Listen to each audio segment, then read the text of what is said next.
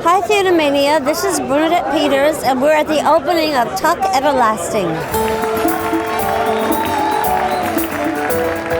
I feel overwhelmed in the best possible way, and I'm so honored to be here right now. Some of us have been involved for 7 years or so it's just nice to get to this day. It's so comforting and it's such a relief. This is the book that made me want to read more books, and I've always have been a dream to adapt it.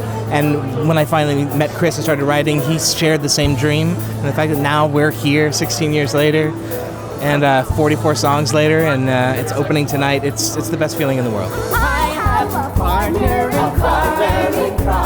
I made my Broadway debut next door at the Schubert in Gypsy, and I left to write novels, and coming back, kind of like the theater kid Nate who I wrote about, is beyond a dream come true. The first musical that I ever originated on Broadway was Seussical the Musical with Casey Nicholaw in the ensemble, and then I didn't see him for 10 years, and he became Casey Nicholaw, and I became a grown-up, and I went in for a little audition called Tuck Everlasting and saw him in the room, and we both just sort of like stared each other down and like laughed about where life takes you.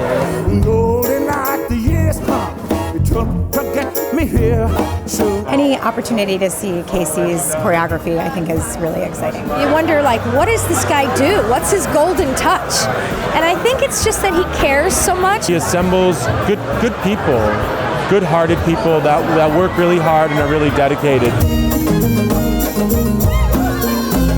I'm happy for Chris and Nathan finally getting their shot. They're not afraid to cross the musical boundaries. It's musical theatery, but folky, but country, but just it's very human, and I think it's very earthbound in a good way. And the melodies just kind of percolate in you. I just think it's a fresh voice on the Broadway stage.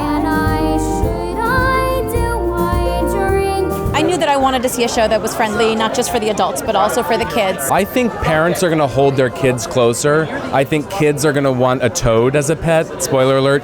And I think grandparents are going to see a lot of their life play out on stage. And hopefully they'll also take away a CD, because it's a really beautiful album. I'd love to see at the stage door 2 or 3 kids standing in line with their parents and back saying, "Thank you so much." I know that car ride home is going to they're going to have a wonderful conversation. Through the simple question of, if you could drink water that would make you live forever, would you? And I find that debate so fascinating because I would drink. And you just leave the theater feeling great and really wanting to live your life to the fullest. And I think when we go see live performances, what else could you ask?